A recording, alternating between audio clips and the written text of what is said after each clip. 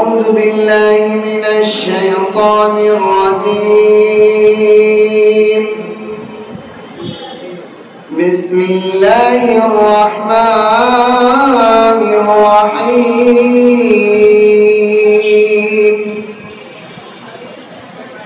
هل ينظرون إلا أن يأتيهم الملائكة أو يأتي ربك أو يأتي بعض آيات ربك. يوم يأتي بعض آيات ربك لا ينفع نفسا إيمانها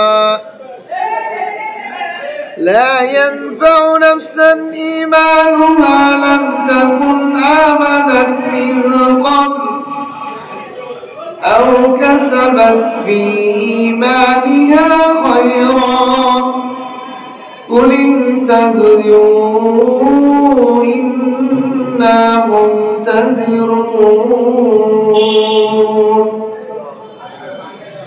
قل انتظروا إنا منتظرون. إن الذين فرقوا دينهم وكانوا شيعا لست منهم في شيء إنما أمرهم إلى الله ثم ينبئهم بما كانوا يفعلون. من جاء بالحسنة فله عشر أمثالها ومن جاء بالسيئة فلا يجزى إلا مثلها وهم لا يظلمون. قل إنني هداني ربي إلى صراط مستقيم دينا قيما ملة إبراهيم حنيفا وما كان من المشركين.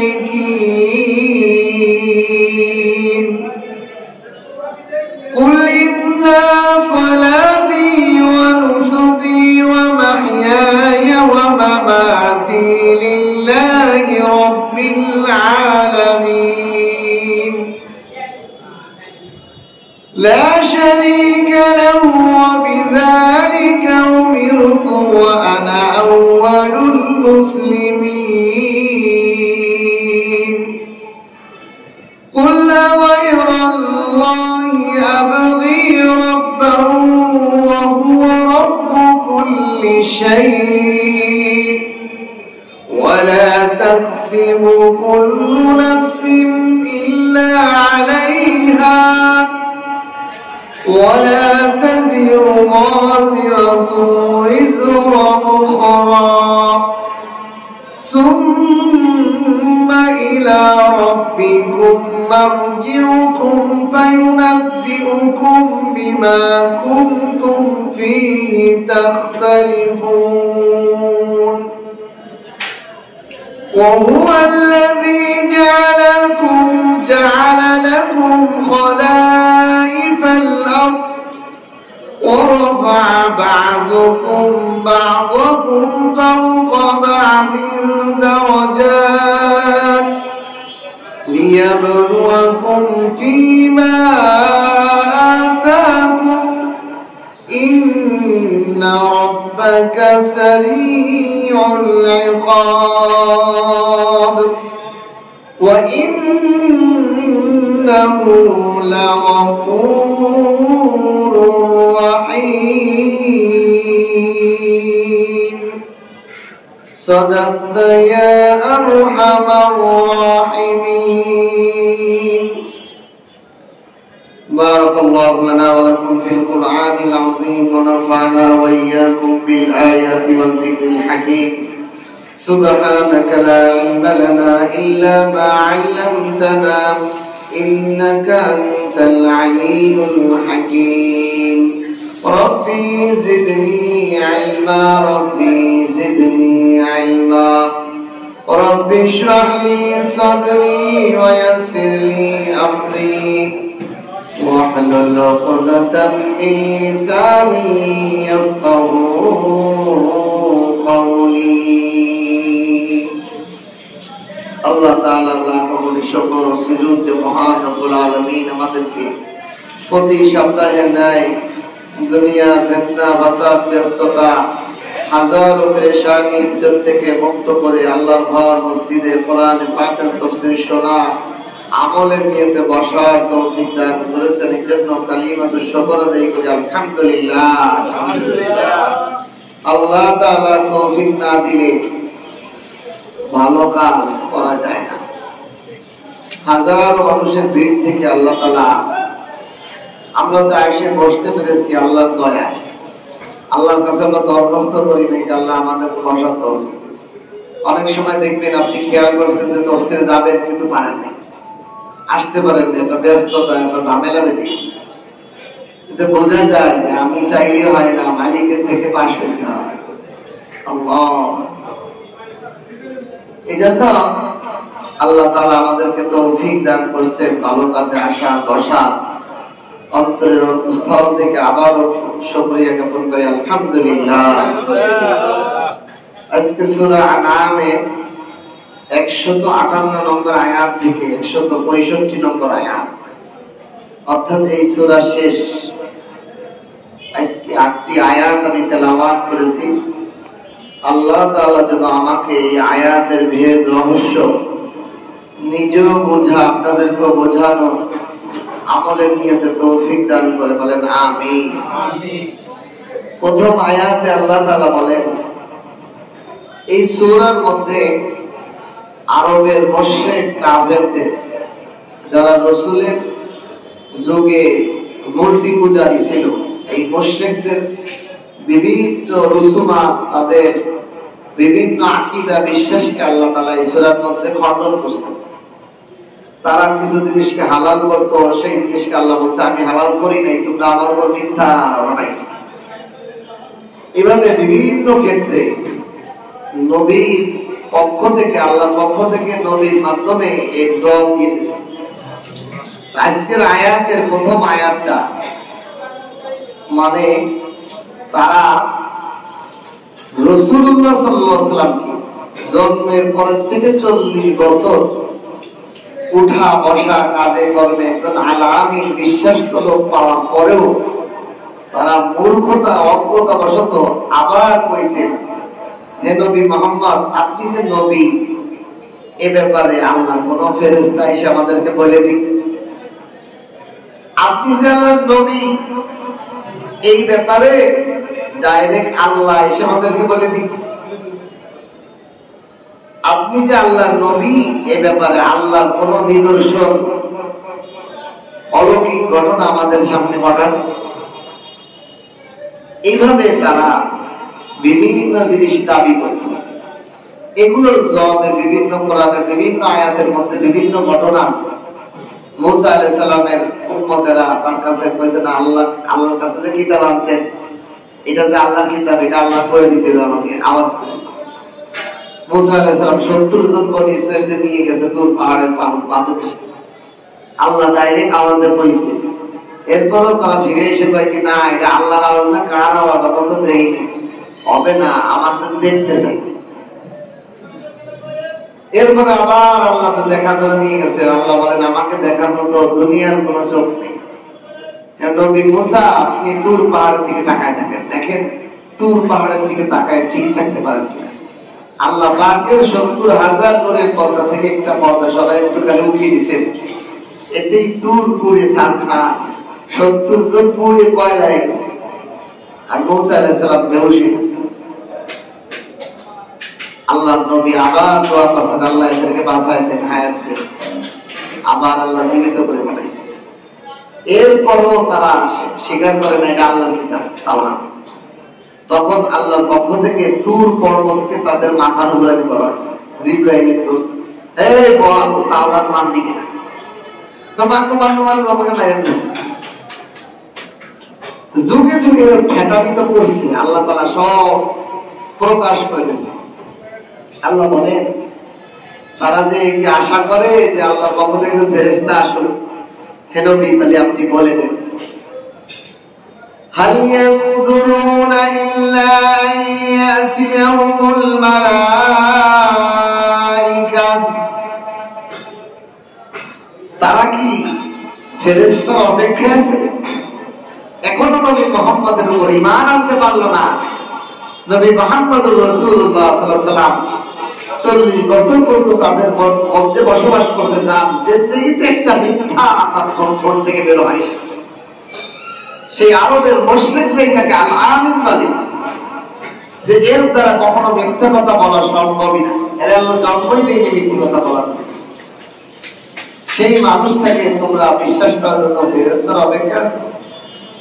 আল্লাহ এটাকে আরবি ভাষায় বলা হয় ইস্তেফামে ইনকার, খাওয়ানি। মানে একজনে বলতেছে খাবিনি, মানে না দেওয়ার জন্য, মানে খাওয়া এসে বলতে হয় আসো আমার সাথে খান, আমার সাথে মাস কি খাওয়াতে কি যায় রয়েছে এরকম বলেন প্রশ্নে ইনকার। আল্লাহ তাআলা এইভাবে বলছেন, এটা হলো হেকারতের জন্য। কি তোমরা কি এখনো ফেরেশতার অপেক্ষায় আছো? তোমাদেরকে ফেরেশতা এসে বলে দিব যে মুহাম্মদ সত্য, তারপরে তোমরা ঈমান আনবা? আহাম্মক বোকা। হাল ইয়ানজুরুনা ইল্লা আইয়াতিয়াহুমুল মালাইকা, তারা কি অপেক্ষায় আছে আল্লাহর পক্ষ থেকে ফেরেশতা আসার? কি হলো তাদের? আও ইয়াতিয়া রাব্বুক, নাকি তারা আপনার প্রতিপালকের অপেক্ষায় আছে আল্লাহ এসে বলে দিব? আল্লাহ এসে বলে দিব যে মুহাম্মদ যে মানো, এরকম বলে দিব? আও ইয়াতিয়া বাযু আয়াতি রাব্বিক, নাকি আল্লাহর কোন নিদর্শন তাদের কাছে এসে পড়ার পর? এই আয়াতে এইটার ক্ষেত্রে মুফাসসিরিন একরাম বলেন যে আল্লাহর কোন নিদর্শন এসে পড়ার পর তারা ঈমান আনবে। আল্লাহর নিদর্শন পশ্চিম দিক থেকে সূর্য উঠবে কিয়ামতের আগে। আল্লাহ রাসূল সাল্লাল্লাহু আলাইহি সাল্লাম সাহাবায়ে কেরামদেরকে বলেন, হে আমার সাহাবারা, কিয়ামত ততক্ষণ পর্যন্ত সংঘটিত হবে না যতক্ষণ পর্যন্ত 10টা আলামত তোমরা না দেখবা। কি 10টা আলামত? 1 নম্বর হলো পশ্চিম দিক থেকে সূর্য উদিত হয়ে পূর্ব দিকে ডুবে। পশ্চিম দিক থেকে সূর্য উঠবে, কিন্তু আবার ডুববে না পূর্ব দিকে, আবার ভেঙে যাবে। এইটা ঘটার আগ পর্যন্ত কিয়ামত হবে না। আর এই আলামতটা এত বড় একটা গুরুত্বপূর্ণ আলামত, এই আলামত ওঠার পর আর কোন মানুষের ঈমান গ্রহণ করা হবে না। পশ্চিম দিক থেকে সূর্য যেদিন উঠে যাবে, ওঠার সাথে সাথে যে তো কাফের আছে যতই কালেমা পড়ুক আর ঈমান আনুক, কাজ হবে। আর কোন পাপিষ্ঠ তওবা করার রাস্তা থাকবে না। এখন সকাল দুপুর রাত 3-24 ঘন্টা আমরা তওবা করলে আল্লাহ তওবার দরজা খোলা, বলেন সুবহানাল্লাহ। কিন্তু পশ্চিম দিক থেকে সূর্য যেদিন উঠে যাবে, সেই দিনে আর কোন তওবা গ্রহণ করা হবে না। আল্লাহ রাসূল বলেন 1 নম্বর আলামত কিয়ামতের, কিয়ামত এই 10টা আলামত না প্রকাশ পাওয়া পর্যন্ত কিয়ামত হবে না। 1 নম্বর হলো পশ্চিম দিক থেকে সূর্য উদয় হওয়া। 2 নম্বর হলো একটা বিশাল ধোঁয়া। পৃথিবীর বিভিন্ন এলাকায় দেখা যাবে বিশাল ধোঁয়ায় আচ্ছন্ন হয়ে গেছে। কুয়াশা এক জিনিস আর ধোঁয়া এক জিনিস। গরমের দিন কুয়াশা তো শীতের দিনে দেখে যায়, কিন্তু দেখবে গরমের দিনে ধোঁয়া ধোঁয়া থাকে। 3 নম্বর হলো দাব্বাতুল আরদ। দাব্বাতুল আরদ এক প্রকার প্রাণী জমিনের মধ্যে ছড়িয়ে পড়বে, মাটির থেকে উৎপাদন হবে, মাটি ঠেলে ঠেলে একটা প্রাণী বের হবে, দাব্বাতুল আরদ। 4 নম্বর হলো ইয়াজুজ মাজুজের আবির্ভাব হবে। ইয়াজুজ মাজুজ কত বড় ফেতনাবাজ হবে, এরা যদি একটা সাগরের মধ্যে যায়, একদল যাওয়ার সাথে সাথে ওই সাগরের পানি এমন ভাবে তারা পান করবে যে ওইখানে যে কোনোদিন পানি ছিল অপর দল এসে জানবে। এই পরিমাণ ইয়াজুজ মাজুজ পৃথিবীতে ছড়িয়ে পড়বে, সমস্ত পৃথিবীর গাছপালা মানুষজন খায় সাফ করে দেবে। 5 নম্বরে হযরত ঈসা আলাইহিস সালামের অবতরণ। হযরত ঈসা আলাইহিস সালামকে আল্লাহ তাআলা আসমান থেকে অবতরণ করাবেন। 6 নম্বর হলো দাজ্জালের আবির্ভাব। এই দাজ্জাল তার ডান হাতে থাকবে জান্নাত আর বাম হাতে থাকবে জাহান্নাম, আগুন। আল্লাহ রাসূল বলেন এক সাহাবীকে, যদি তুমি দাজ্জাল পাও, দাজ্জালের এই হাতের জাহান্নাম দেখো, ওর মধ্যে লাভ দিবা, তুমি জান্নাতে চলে যাবে। সুবহানাল্লাহ। আর যে জান্নাতে ঢুকবে সে আসল জাহান্নামে যে পড়বে। এই দাজ্জালের আবির্ভাব হবে। দাজ্জালের এক চোখ কানা থাকবে, চোখগুলো কেমন যেন বের হয়ে পড়তেছে, অনেক মানুষের দেখা যায় না চোখ ফাইটে বের হচ্ছে, বড় বড় চোখ বের হয়েছে, এরকম চোখ থাকবে, এক চোখ কানা থাকবে, কপালের মধ্যে কাফের লেখা থাকবে। এটা ঈমানদাররা দেখতে পাবে স্পষ্ট, যাদের ঈমান আছে, যারা ঈমানদার তারাই শুধু তার কপালে কাফের লেখা দেখতে পাবে, আর অন্যরা দেখতে পাবে।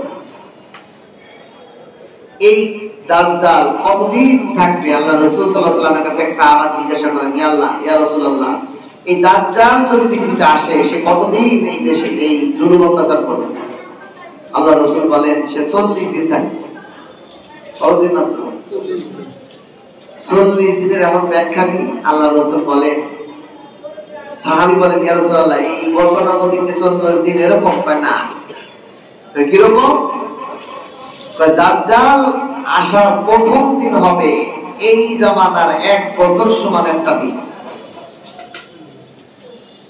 তারপরের দিনটা হবে এই জামানার 1 মাসের সমান, তারপরের দিনটা হবে 1 সপ্তাহ সমান, তারপরের দিনগুলো স্বাভাবিক আমাদের আজকের দিনগুলোর মতো হবে। এইভাবে সে 40 দিন বাঁচবে। আল্লাহ রাসূলের এক সাহাবী জিজ্ঞাসা করলেন, ইয়া রাসূলুল্লাহ, সাহাবারা কি আমলে পাগল ছিল? ইয়া রাসূলুল্লাহ, এই যে 1 বছর হবে একটা দিন, আমরা তখন কি আপনি নামাজ পড়ব? একটা বছর ধরে যদি একটা দিন হয়, কর্ণে ফজর, কর্ণে যোহর, কর্ণে আসর, কর্ণে মাগরিব, তো বিশাল দেরি দেরিতে এটা নামাজ হবে না। রাসূলুল্লাহ সাল্লাল্লাহু আলাইহি ওয়াসাল্লাম বলেন, তোমরা আগে যেভাবে দিন কত ঘন্টা পর পর একটা নামাজ পড়তে, ওই হিসাব করে এই একদিনে 1 বছরের প্রত্যেকটা ঘন্টা পর পর নামাজ পড়বা, টাইম হিসেবে। এই হাদিসের ভিত্তিতে বর্তমান ফুকাহায়ে এমন কিছু রাষ্ট্র পৃথিবীতে এখন আমাদের সামনে আসছে যেগুলো আগে আমরা জানি না, সচরাচর মানুষের সামনে ছিল না। যেমন পৃথিবীতে এমন জায়গা আছে যেখানে 6 মাস দিন থাকে, এটা আগে আমরা জানি নাই। পৃথিবীর উন্নতি, মিডিয়া, ভিডিও, পিকচার, বিভিন্ন ইন্টারনেট, গুগল, এগুলোর মাধ্যমে এগুলো এখন জানা সহজ হয়ে গেছে। পৃথিবীর এমন একটা জায়গা আছে যেখানে কখনোই দিন হয় না, সূর্যের আলোয় বেশটা ঘুরে ঘুরে যায়, মাঝখানে দেখা না, সেখানে সব সময় দিন, এই রাত। আবার পৃথিবীর এমন জায়গা আছে কখনোই দিন হয়, রাত হয় না, সবসময় সূর্যের আলো পায়। আবার কিছু জায়গা আছে 6 মাস রাত হয়ে থাকে, আবার 6 মাস দিন হয়ে থাকে। উত্তর মেরু, দক্ষিণ মেরুতে আছে। তাদের নামাজ এই মাসালা অনুযায়ী। এই যে আমাদের অঞ্চলগুলোর টাইম সাথে মিলিয়ে তারা এশা মাগরিব নামাজের কত ঘন্টা পর এশা পড়বে, ততটুকু পরে তারা এশা পড়বে। এক নামাজের থেকে আরেক নামাজের যে দূরত্ব, এতটুকু হিসাব করে করেই তারা নামাজ দেয়।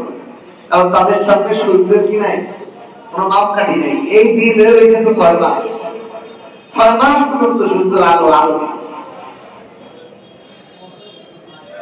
এই জন্য রাসূলুল্লাহ সাল্লাল্লাহু আলাইহি ওয়াসাল্লাম বলেন, এইভাবে তোমরা হিসাব করে নামাজ পড়বা। দেখেন বর্তমান যুগে অনেক জটিল জটিল মাসালাগুলো আসে। যেমন একটা মাসালা আছে, একজন মানুষ বর্তমানে বিমানে, ট্রেনে, হেলিকপ্টারে ভ্রমণ করে। এখন ধরেন আপনি এখান থেকে বাংলাদেশ থেকে আসরের নামাজ পড়ে পশ্চিম দিকে যাইতেছেন হেলিকপ্টার, আপনিও যাইতেছেন, সূর্য যাইতেছে, সূর্যের দিকে আপনি যাইতেছেন। যাইতে যাইতে যাইতে আপনি যেখানে 8-10 ঘন্টা সফর করছেন বিমানে বা হেলিকপ্টারে, এখন যেখানে যে ল্যান্ড করছেন ওইখানে যাওয়ার পর আসরের রক্ত আবার নতুন করে আজান অফ করছে, নামার পরে আবার নতুন করে আসরের রক্ত শুরু করছে। এখন আপনার উপর আসরের নামাজ ফরজ কিনা? আপনি তো আসরের নামাজ পড়েই রবেন। এইগুলো মাসালাকে আগে কল্পনা করা যায়। এই মাসালাগুলো এখন ইস্তেহাদ হয়। আমাদের বর্তমান ফুকাহায়ে কেরামের মধ্যে একজন বড় ইসলামিক শাইখুল ইসলাম হযরত আল্লামা তকি উসমানী সাহেব রহমাতুল্লাহ আলিয়া, উনি এই মাসালা নিজে বক্তব্য দিয়েছেন এবং এটা মাসালা কি মাসালা? এখানে যেখানে স্বাভাবিক দিনের মতো দিন হয়, সেখানে যখন যেই নামাজের রক্ত আপনার কাছে আসবে সেই নামাজ আপনার ফরজ। যেহেতু নতুন করে আপনার উপর আসরের নামাজ আবার রক্ত হয়েছে, আপনার জন্য আবার আসরের নামাজ ফরজ।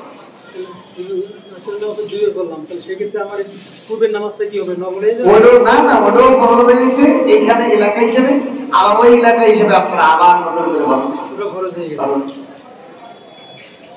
আবার এমন হয় নাকি, আপনি ধরেন এখান থেকে সফর করে করে যাইতেছেন, আপনি পিছের দিকে ওইখানে যে দেখেন যে কেবল বদরের নামাজ, অথচ ওইটা আপনার কালকে ঘুরে আসবে, কিন্তু আজকে এই যে করছে, এরকম হতে পারে না?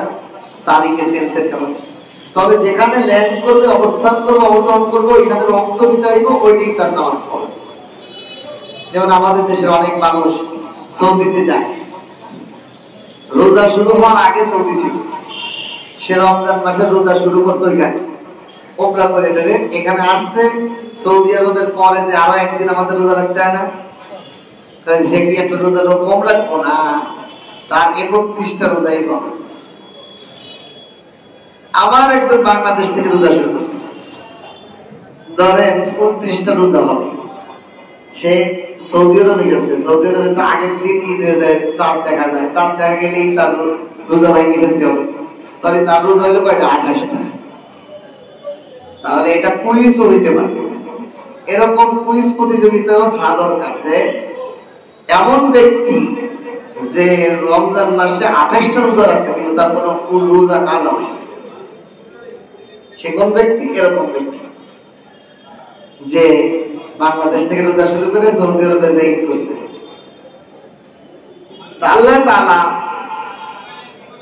এই দাজ্জাল, তার হাতে এরকম পাওয়ার থাকবে, ক্ষমতা থাকবে, সে সেকেন্ডের মধ্যে বাতাসের মধ্যে পৃথিবীর আনাচে কানাচে এবং বিভিন্ন মানুষকে বেদনায় ফেলাবে, বলবে আমাকে আল্লাহ মানো, তাহলে দেখো তোমার বাপ দাদাকে জীবিত করে দেবো, তোমার মা মরে গেছিল, এই তোমার মাকে জীবিত করে দিলাম, তোমার অভাব ছিল, দেখো কত ধন সম্পদ তোমার, এই যে যেদিক তাকাবে বৃষ্টি হবে, ফসল হয়ে যাবে, দাজ্জাল এরকম পাওয়ার দিবে। মানুষ এগুলো দেখে বেঈমান হয়ে যেতে হাজার হাজার। এই জন্য আল্লাহ রাসূল বলেন, যে ব্যক্তি সূরা কাহাফের প্রথম কয়েকটা আয়াত এই দাজ্জালকে দেখে পড়বে, দাজ্জাল তারে কোনো ধরনের ক্ষতি করতে পারবে না।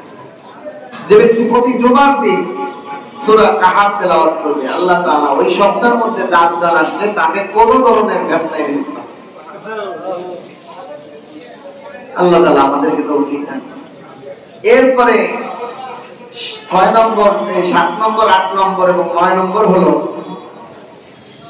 পূর্ব পশ্চিম এবং আরব ভূখণ্ডে অনেক বড় জমিন ধসে যাবে, মাটির তলে চলে যাবে, অনেক বড় জায়গা হঠাৎ করে দেবে, মাটি অনেক বড় গর্ত হয়ে গেছে। কিয়ামতের আগে এরকম হবে, পূর্ব পশ্চিম আরব কান্ট্রি বিভিন্ন জায়গা হঠাৎ করে জমিন এখন অনেক নিচে নেমে যাবে। এবং 10 নম্বর হলো ইরাক, ইয়ামান, এই সমস্ত এলাকা থেকে সিরিয়া একটা আগুন বের হবে। এই আগুন মানুষদেরকে ধাওয়ায় নিয়ে যাবে, কিয়ামতের আগে। এই সমস্ত আলামত আগুন মানুষকে তাড়া করবে, হঠাৎ আগুন ধরে দাঁড়ায় থাকবে, এরকম কিয়ামতের আগে দেখা যাবে। এই সমস্ত কিছু আলামত অনেকগুলোই কিছু কিছু প্রকাশ পেয়ে গেছে। আল্লাহ রাসূল সাল্লাল্লাহু আলাইহি ওয়াসাল্লাম বলেন, তারা কি এই আল্লাহ পাকের এই সমস্ত নিদর্শন আসা পর্যন্ত অপেক্ষা করতেছে? ওই যে প্রথম আয়াতের 3 নম্বরে আল্লাহ বলেন, 1 নম্বরে কি তারা ফেরেশতাদের অপেক্ষা করতেছে, 2 নম্বরে কি তারা রবের অপেক্ষা করতেছে, আল্লাহ এসে বলে দিব নবী সত্য, 3 নম্বরে আল্লাহ পাকের এই নিদর্শন দেখার জন্য কি তারা অপেক্ষা করতেছে? ইয়াউমা ইয়াতি বা'দু আয়াতি রাব্বিক, আল্লাহ পাকের আপনার রবের কিছু নিদর্শন যখন এসেই যাবে, বিশেষ করে পশ্চিম দিক থেকে সূর্য যখন উদয় হয়ে যাবে, লা ইয়ানফাউ নাফসান ঈমানুহা লাম তাকুন আমানাত মিন ক্বাব, কোন নফসের তার ঈমান কোন উপকারে আসবে না। লাম তাকুন আমানাত মিন ক্বাব, এর পূর্বে যদি সে ঈমান না আনে থাকে, এই পশ্চিম দিকের সূর্য উদয় হওয়ার আগে যদি সে ঈমান না আনে থাকে, তার ঈমান এই সূর্য ওঠার পর আর কোনো উপকারে আসবে না। আল্লাহ, আও কাসাবাত ফি ঈমানিহা খায়রা, অথবা আগে তার ঈমান ছিল, পশ্চিম দিক থেকে সূর্য উঠে গেছে, কিন্তু তার আমলের খাতায় কোনো কল্যাণ, কোনো সব এবং আমলের কোনো নিশানাও নাই। আছে না আমাদের সমাজে অনেক মানুষ মুসলমান।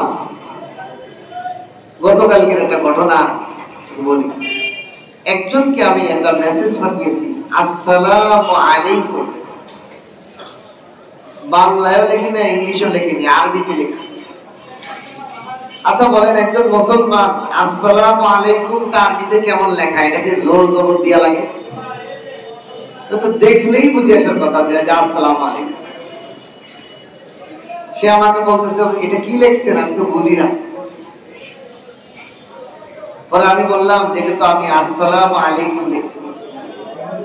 ও আচ্ছা, আমি তো এটা দেখিনি। আপনি মুসলমান, আপনি আসসালামু আলাইকুম আরবি লেখাটা জীবনে দেখেন নাই, তাহলে আমাদের মুসলমানিত্ব কত দূরে চলে গেছে, ভয়ানক অবস্থা হয়ে গেছে।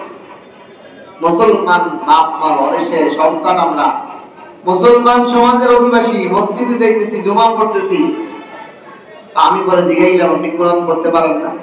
না, কোরআন পড়তে পারে না, এই জন্য তার সাথে কি আরবির কোনো সম্পর্কই নাই। সে সালাম আসসালামু আলাইকুম এই শব্দটা দেখেও চিনতে পারতেছে না। এই জন্য তাদের এরকম মুসলমান যাদের আমলের খাতায় কোনো নেক আমল নাই, কোনো আমল ঢোকেই নাই, আল্লাহ বলেন এই তাদের এখন তওবারও কোনো উপকার হবে না। আমল নাই মানে এখন তাদের তওবা করে, এই তওবা আর পুরা গ্যারান্টেড আর গ্রহণযোগ্য হবে না, পশ্চিম দিক দিয়ে সূর্য উঠে গেছে। সুতরাং হে নবী, আপনি এই আরবের মুশরিকদেরকে বলে দেন, কুল ইনতাযিরু ইন্না মুনতাযিরুন, এখনো তোমরা অপেক্ষা করতেছো, অপেক্ষা করো, আমিও নবী মুহাম্মদ অপেক্ষা করি, কিয়ামতের ময়দানে তোমাদের সাথে দেখা হবে। এইসব বিশ্বাস করলে কোনো কাজ, বিপদে পড়ে গেলে তখন আর কাজ হবে না। আগের তো বলতেছি তোমরা অপেক্ষা করছো, আমি ইন্নাল্লাযীনা ফাররাকু দীনাহুম ওয়া কানু শি'আন লাস্তা মিনহুম ফি শাই'ইন ইন্নামা আমরুহুম ইলাল্লাহ সুম্মা ইউনাব্বিউহুম বিমা কানু ইয়াফআলুন। ইন্নাল্লাযীনা ফাররাকু, এবার আল্লাহ বলেন এই সমস্ত কাফেররা, নিশ্চয়ই এরা যারা নিজেদের দ্বীনকে টুকরো টুকরো করে ফেলেছে, নিজেদের ধর্মকে অতিরঞ্জিত, অতি ছাড়াছাড়ি করে সদর বদর করে ফেলেছে, বিভক্ত করে ফেলেছে, ইসলামের কি মূল জিনিস সেটার মধ্যে তার নাই। যেমন একটু উদাহরণ দিই, আমাদের সমাজে মাজার পুরারি আছে না কিছু, সুন্নি সুন্নি, যেমন আমাদের মুফতি গিয়াসউদ্দিন তাহেরি, আরে সুন্নি, নবীর আশিক, কিন্তু নবীকে যে একজন শিশু ধর্ষক বলে, নাউজুবিল্লাহ বলেন, শিশু ধর্ষণকারী বলছে, তার ব্যাপারে এই সুন্নিদের কোনো পদক্ষেপ চুপ হারাই গেছে। এরা বলে নবীরা আসে। এইরকম দিনকে তারা নিজেদের স্বার্থে ব্যবহার করে, আসল সময় তাদের খুঁজেও পায়। রাসূলুল্লাহ সাল্লাল্লাহু আলাইহি ওয়াসাল্লামের ব্যাপারে একজন পুলিশ বাহিনীর সদস্য বাংলাদেশের নাগরিক হয়েছে, কিভাবে বলে যে আমার বুঝে আসে না, আমি এটা মেনে নিতে পারি না। আয়েশা রাদিয়াল্লাহু তাআলা আনহাকে 6 বছর বয়সে রাসূল সাল্লাল্লাহু আলাইহি ওয়াসাল্লাম বিবাহ করছেন। এখন যদি বর্তমানে 6 বছরে কেউ বিয়ে করে আর তার সাথে বাসরঘর করে, তারে শিশু ধর্ষণকারী যেরকম বলে, আমিও তো মুহাম্মদ সাল্লাল্লাহু আলাইহি ওয়াসাল্লাম এরকম পাবো। নাউজুবিল্লাহ। কত বড় আসবাবদার ফলের তার মধ্যে যে রাসূলকে এরকম একটা কথা তার মধ্যে বলে। আল্লাহ পাকের গ্রেফতার যখন আসবে ওই জিহ্বা বেকা হয়ে যাবে। আরেকটা বিষয় হলো, এই যে বিবাহের ক্ষেত্রে আমাদের দেশের যে নাস্তিকরা, যারা বুদ্ধিজীবী দাবি করে, যে যারা বলে মেয়েরা সাবালক বা পরিপক্ত না পর্যন্ত বিবাহ করা ঠিক হবে না। আচ্ছা বলেন, আপনি বেশি বোঝেন না আল্লাহ বেশি বোঝেন?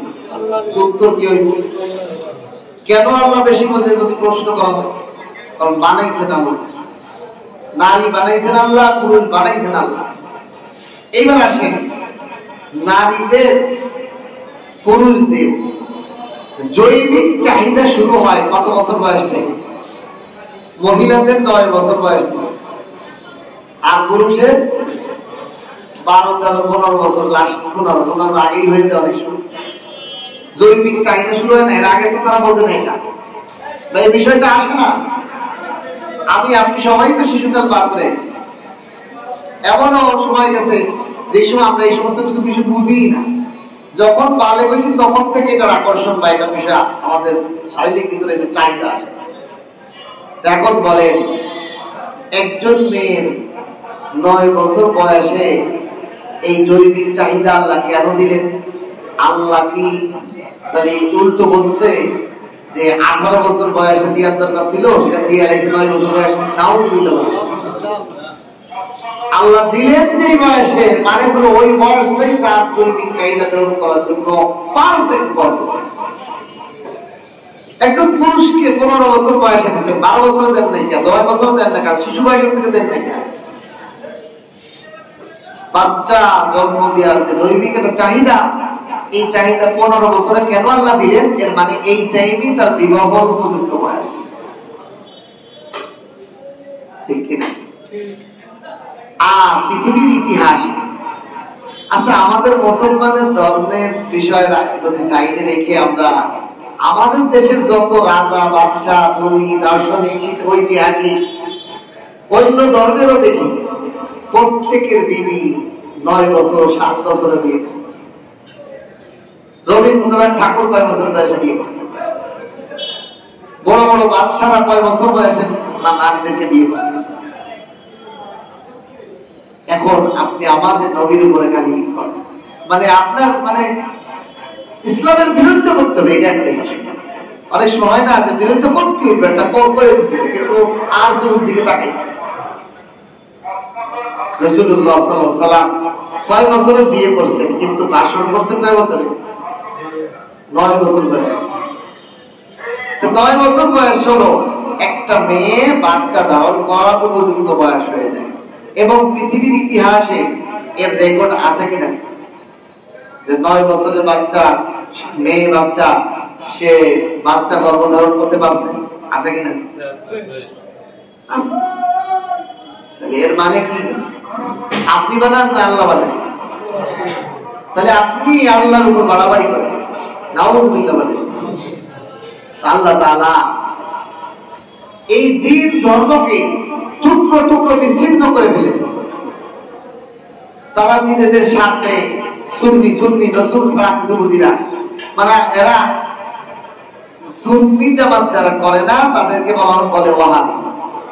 ওয়াহাব হলো আল্লাহ পাকের উন্নতি। আচ্ছা তোরা কোন দৃষ্টিতে দেখেন, ওরা যে নিজেরাই বোকা।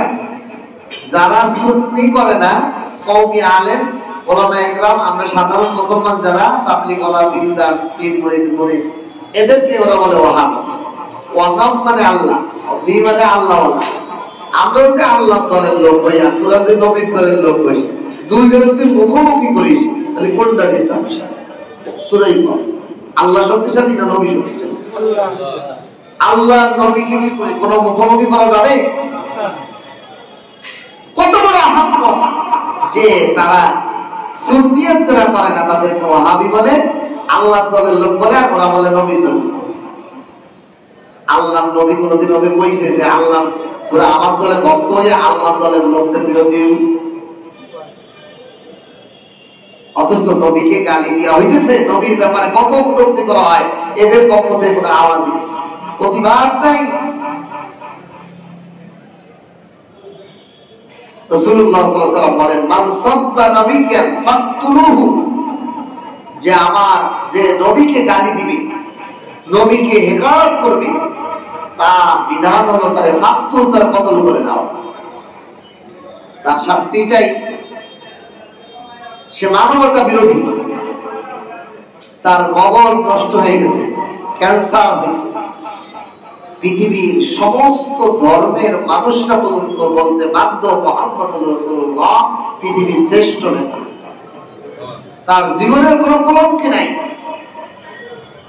যার ব্যাপারে আল্লাহ নিজেই ঘোষণা করছেন,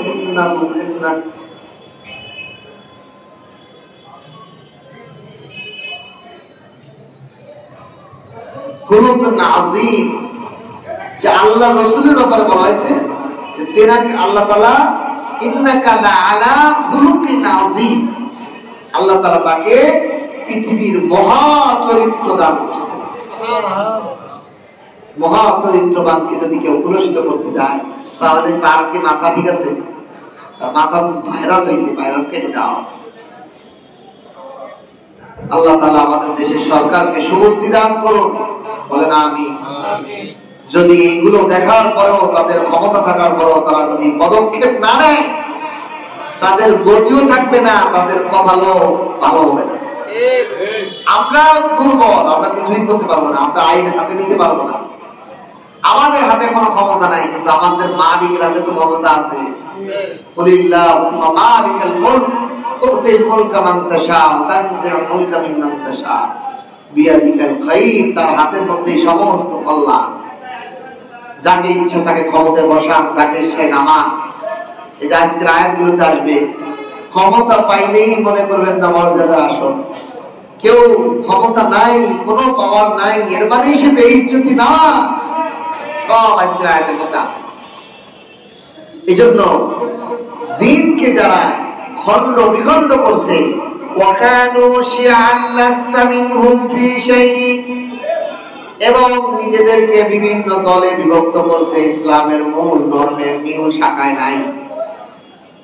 দেখেন এখন বর্তমানে অনেক আমরা বলি যে হুজুর কত দল, কত রবের হুজুর, কোথায় যাব? এই কথা বলি আল্লাহর কাছে পার পাবেন না।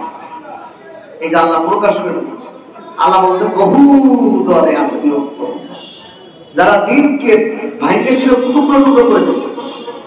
এই দুইটা কথার মধ্যে আমাদের জন্য দিক নির্দেশনা আছে। কি দিক নির্দেশনা? দেখেন, আপনি যদি বাজারে একটা মোবাইল কিনতে যান, ধরেন একটা ভালো ব্র্যান্ডের একটা মোবাইল, কিন্তু এটার কপি সেটও আছে, নকল সেট। তা আপনি কি করেন? প্রথমত আপনি যদি মোবাইল সম্বন্ধে না বোঝেন, আপনার পরিচিত কোন বন্ধু, কোন আপনজন, কোন বড় ভাই ভালো বোঝে, তার সর্বপ্রথম ঠিক কিনা? এরপরে এক দোকান না 10 দোকান দেখেন, রেট যাচাই করেন, কোয়ালিটি যাচাই করেন। এত দ্রুত কেনেন না, ভাইবে চিনতে 10 জনকে দেখান, আরো কয়েকজনকে বোঝান। বিশেষ করে আরো যদি জমি কিনতে যান, জমির দলিল বোঝেন না আপনি কিছু, যে বোঝে তার বাড়ি যায় ভাই আমাদের জমিটা কেনবো কি দলিল কি, অথবা লোক ভাড়া করলে একজন আমিনরেও টাকা দিয়ে কিন্তু ভাড়া হচ্ছে ভাই আপনি দিয়ে দেন সবকিছু আপনার বাড়ি 50,000 টাকা দেবো কিন্তু আমার এই জমিটা যখন ভালো ভাই দিয়ে এটা আপনার দায়িত্ব, টাকা দিয়ে লোক ভাড়া করে। তাহলে আমি দুনিয়ার প্রতিটা বিষয়ে গ্রহণ করার ক্ষেত্রে আমি 2 নম্বরের বাজারের থেকে 1 নম্বরটা যাচাই বাছাই যাচাই করে কিনি, ঠিক কিনা? তাহলে আমার ইসলামের ক্ষেত্রে আমি যদি খালি কই এত হুজুর এত দল আমি কি করব, আমি কোনোটাই করি না, পার পাওয়ার সুযোগ আছে? তাহলে আপনাকেও জাস্টিফাই করতে হবে। আপনাকে আল্লাহ যেটা বেদা দিয়েছে, যে বেদাতে আপনি বাজারের দুমডোলাও কেনেন না, কাঁচা কচি দেহেই কেনেন, পচা বেগুন ফোটা বেগুন পোকা আলা বেগুন কেনেন না, দেখে দেখে ঘুরাই ঘুরাই দেখে দেখে দেখেন যে মোটা আছে। তাহলে আপনার দিন আপনার ধর্ম ক্ষেত্রে আপনি কোন দল কোন মতে আছেন এটাও আপনার জাস্টিফাই করে করুন। জাস্টিফাই এর জন্য আল্লাহ রাসূল দিক নির্দেশনা দিয়েছেন কি? আল্লাহ রাসূল বলেন 2টা জিনিস দেখবা, আমি এবং আমার সাহাবীর আদর্শ আমল যাদের মধ্যে আছে তুমি তাদের দলে চলে যাও। সহজ। আমি এবং আমার নবী আমার সাহাবীদের আদর্শ যার মধ্যে পাওয়া যাবে সেই আমার। রাসূলুল্লাহ সাল্লাল্লাহু আলাইহি ওয়াসাল্লামের সামান্য একটা উদাহরণ দিলে বলতে, রাসূলুল্লাহ সাল্লাল্লাহু আলাইহি ওয়াসাল্লাম জীবনে কোনদিন ওনার জন্মদিন পালন করছে না, নবীর জীবনে পাওয়া যায়। নবীর জীবন গেছে যা ঠিক আছে, নবী পালন করে নাই, কিন্তু নবীর সাহাবারা করছে না। তাহলে নবীর জন্মদিন নবীর আউয়াল পালন করা যাবে? তাহলে আমার বিবেচনা হয়ে গেল কিনা? যারা নবীর আউয়াল মাসে নবীর জন্মদিন পালন করে তারা কি নবীর আসল দলের লোক না বাতিল ফটোকপি? সহজ। প্রতিটা আমলকে নবীর আমল এবং নবীর সাহাবা এই দুজনের কোন একজনের মধ্যে পান, আপনি ওটা পান। আরো দেখাই, অনেকে আছে আমাদের এই যুগে তারাবির নামাজ নাই, তারাবির নামাজ নবী পড়ে, আসলে নবী তারাবির নামাজ পড়ে, নবীর তাহাজ্জুদের নামাজ। নবীর যুগে তারাবি শুরু হয়ে গেছে। তারাবি কোথা থেকে শুরু হলো? হযরত ওমর ফারুক রাদিয়াল্লাহু তাআলা। উনি কি সাহাবী কিনা? কেমন সাহাবী? রাসূলের শ্বশুর, যার ব্যাপারে বলা হয়েছে যে আমার পরে যদি কোনো নবী হতো তাহলে ওমরই হতো। এমন সাহাবী ভালো বোঝে না আমি আপনি ভালো বুঝি? যদি কেউ বলে যে তারাবি বলতে কোনো নামাজ নাই, তাহলে সে বুঝাইলো আমি ওমরের থেকে ভালো বুঝি। বলেন এর কি পাগল, কি মুসলমান আছে? সহজ। সাহাবীদের আমলে আছে, আমি আছি, সাহাবীদের আমলে নাই, আমি নাই।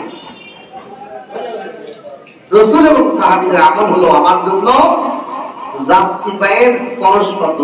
স্বর্ণ ভালো না খাঁটি না স্বর্ণ ভেজাল, এটা পরশপত্রের জন্য কেষ্ট পাথর না কি বলে, জ্যেষ্ঠ কি পাথর, কষ্টি পাথর দিয়ে যেরকম জাস্টিফাই করে, আমার নবী আর নবী সাহাবীদের মডেলটাই হলো আমার জন্য কি জাস্টিফাই। যে দলের মধ্যে আছে ওই দল আছে, আমি ওদের পক্ষে, আপনার নাই। সে যে হুজুর হোক আর যে আলেম হোক। এই জন্য আল্লাহ তাআলা বলেন ইন্নাল্লাযীনা ফাররাকু, এই আরবের মুশরিকরা তাদের ধর্মকে টুকরো টুকরো করে ফেলেছে। ওয়া কানু শিআআন লাস্তা মিনহুম ফি শাই, তারা এমন দলে বিভক্ত করছে যে দলগুলোর ব্যাপারে আমি কোনো কি নয়, লাস্তা মিনহুম ফি শাই, এই দলের ব্যাপারে আমার কোনো জিম্মাদারি নাই। নবী বলতেছেন এরা যে এত দলে বিভক্ত হয়েছে, এই দলগুলোর ব্যাপারে আমার কোনো জিম্মাদারি নেই, আমার আল্লাহর কাছে কৈফিয়ত দিয়ে লাগবে না। তোরা করছিস, তোরা এত দল বানাইছিস, তোরা এতই বানাইছিস, তোদেরটা তোরা দল, আমি নবী ওই সমস্ত দলের ব্যাপারে জিম্মাদারি নেই। তাহলে বুঝেন যারা বাতিল দল এদের ব্যাপারে আল্লাহ রাসূল কি বলছেন, আমি এদের কোনো জিম্মাদারি নেই, এদের কোনো সুপারিশ করার কোনো সুযোগই আমার নাই। আমার এটা আল্লাহ আমার মাফ করে দিয়েছে, তোমার এই ব্যাপারে জবাব দিই না, আমি ওর ওদের কাছে জবাব দেব। ইন্নামা আমরুহুম ইলাল্লাহ, তাদের বিষয়টি আল্লাহর দিকে সব ন্যস্ত করা হয়েছে, আল্লাহই তাদের বিচার করব। ধর্ম বানাইছে বিমন করা অনেক কিছু। এই যে আমাদের সমাজে আহলে হাদিস, এদেরও দেখবেন এই দেশের কোনো বাতিল নাস্তিক মুরতাদদের বিপক্ষে এদের কোনো কথা নেই। এদের কথা কওমি আলেমদের মুনাজাত কেন করে নামাজের পরে, সূরা ফাতিহা কেন পড়ে না, ঠ্যাং কেন ভাগ করে না, নাভির নিচে কেন হাত বাঁধে, বুকে বাঁধে না কেন? তোরে কি এই ঝগড়া করার লেগে আল্লাহ পাঠিয়েছে? কত বড় ডাকাত! ইসলাম বিরোধী হাজার বিষয় আসছে, সেগুলোর ব্যাপারে তাদের কোনো কথা নেই। এগুলোর থেকে সাবধান। সুম্মা ইউনাব্বিউহুম বিমা কানু ইয়াফআলুন। এরপর আল্লাহ তাআলা বলেন, আমি তারা যে সমস্ত বিভ্রান্ত ধর্ম নিজেদের মতো বানাইছে, নিজেদের মতো তাদের বিভিন্ন গোষ্ঠী বানাইছে, দল বানাইছে, এই সবগুলো বিষয়গুলোর খবর আমি তাদেরকে কিয়ামতের দিন সব বলে দেবো। এই করছো, এই ভুল করছো, সব প্রকাশ করে দেবো, সব বিষয় তাদেরকে জেনে দেবো তারা উল্টো পাল্টা যা করছে। সুতরাং এখন আল্লাহ তাআলা বলেন, যারা ভালো কাজ করে, নেক কাজ করে, তাদের প্রতিদান এলো কেন, যারা খারাপ কাজ শিরক মুশরিক করে তাদের সব বিচার আল্লাহর সামনে আইব। কিন্তু যারা ভালো কাজ করবে তাদেরকে একটা সুসংবাদ দিতেছে, তোমরা যে আল্লাহর হুকুম, নবীর তরিকা, সাহাবাদের তরিকা মানে চলো, তোমাদের প্রতিটা ভালো কাজের কি হবে জানো? মান জাআ বিল হাসানাতি ফালাহু আশরু আমসালিহা। যে ব্যক্তি আল্লাহর কাছে, আল্লাহর সামনে একটি ভালো কাজ করে আসবে, ফালাহু আশরু আমসালিহা, তার সর্বনিম্ন ফজিলত হলো তাকে 10 গুণ সওয়াব দান করা হবে। এখানে একটা মজার বিষয় হলো, দেখেন আমি যদি আপনাকে বলি এই কাজটা করেন, তাহলে আপনাকে আমি 100 টাকা মজুরি দিব, ঠিক কিনা? একটা কাজের বিনিময়ে একটা মজুরি নির্ধারণ থাকে না, যে আপনি এই কাজটা আমার সারাদিন আমার ব্যাঘাত দিবেন, আপনার 500 টাকা দেব, কর্মচারী বেতন দেবো, বাবা এই কাজের বিনিময়। কিন্তু আল্লাহ তাআলা এখানে কোনো বিনিময় নির্ধারণ করেন, খালি বলছে প্রতিটা ভালো কাজে 10 গুণ দেব। বিনিময়টা আগে তো নির্ধারণ করতে হবে যে 10 টাকা, এরপরে 10 টাকার 10 গুণ বাড়ায় দিলে 100 টাকা, ঠিক কিনা? কিন্তু আল্লাহ তাআলা এখানে মজুরিটা আগে নির্ধারণ করেন। কারণ হলো আল্লাহ তাআলা বলেন ভালো কাজের প্রতিদানই হলো জান্নাত, সুবহানাল্লাহ, আর খারাপ কাজের ফলাফল হলো জাহান্নাম। তাতে কি দাঁড়াইলো? সর্বনিম্ন একজন ভালো কাজকারী একটা ভালো কাজের বিনিময়ে 10টা জান্নাত পেয়ে যাবে। এই জন্য এই দুনিয়া 10 দুনিয়া সমান একটা জান্নাত সে পেয়ে যাবে, 10টা জান্নাতের সে মালিক হয়ে যাবে। তাহলে এখানে আরেকটা জিনিস হলো, সর্বনিম্ন বলা হয়েছে 10 গুণ, কমছে কম 10 গুণ, বেশি কোন সীমানা আল্লাহ তাআলা বলেননি। অন্য এক আয়াতে আছে যে আল্লাহ তাআলা একটা ভালো কাজকে একটা ধানের সাথে উদাহরণ দিয়েছে। একটা ধান গাছ লাগাইলে 7টা গাছ লাগে, প্রত্যেকটা দানা এক একটা শীষের মধ্যে 100 করে দানা হয়, তাহলে একটা দান দিয়ে কত হলো? 700 দানা। আল্লাহ তাআলা বোঝাইছেন যে ভালো কাজের ফলাফল বাড়তে বাড়তে গুণ হইতে হইতে 700 তো হবেই, এরপরে আল্লাহ যার জন্য চান সীমাহীন। তাহলে ভালো কাজের সর্বনিম্ন হলো 10, এবং এর বহু ঘটনা কিতাবের মধ্যে আছে। একবার এক বুজুর্গ একটা জিনিস দান করছে, তো তার কাছে তার আশা যে আমি দান করছি, আমার লাগে 10টা জিনিস দিয়ে কোনো দিন ভালো কাজে 10 গুণ। তার কাছে 10টা রুটি না 9টা রুটি তার খাদেমার কাছে আসছে, খাদেমা আনলে কাছে আপনার লাগে 9টা রুটি হাতি আছে, না এটা আমার না, ফেরত দাও। তো যে দান করছে, যে হাতিয়ে পাঠাইছে, তার কাছে এটা নিয়ে গেছে, বলছে যাকে দিচ্ছেন সেই হুজুর বলছে এটা আমার না, এটা আমার জন্য না, এটা অন্য কারো না। পরে দেখি যে কয়টা রুটি? 9টা। আমি না 10টা দিছি না, তুই 9টা দিছিস কেউ? কয়েকটা আমি খাইয়া লাগছি। পরে আরেকটা পুরো যখন দিছে, হুজুর ব্যাপার ঠিক আছে, খাদের দিকে দিছে, হুজুর আপনি কেন বললেন যে 10টা? আপনার এটা না, আপনার এরকম। আল্লাহ পাক ওয়াদা করছেন 1-এ 10, আমি একটা রুটি সকালে দান করে দিয়েছি, তাহলে আল্লাহ তাআলা আমাকে 9টা দিব, 10টাই দিব। এই জন্য আমি কইছি 9টা আমার না, এটা অন্য কারণ, এই জন্য ফেরত দিছি। আসল বিষয়টা হলো যার দ্বারা পাঠাইছিল সে চুরি করে খেয়ে নিয়েছে। পরে যখন আমার একটা তর্ক হয়ে দিছে তখন উনি বলছে না এটাই আমার, ঠিক আছে এবার ঠিক দেখাচ্ছে। তাহলে এর ঘটনা অনেক ঘটনা এরকম আছে। এই জন্য আল্লাহ বলেন মান জাআ বিল হাসানাতি ফালাহু আশরু আমসালিহা। আপনার যখন অভাব তখন আপনি দান করেন, দেখবেন আল্লাহ আপনার 10 গুণ ফিরিয়ে দিতেছে। ওয়ামান জাআ বিস-সাইয়্যাতি ফালা ইউজজা ইল্লা মিথলাহা।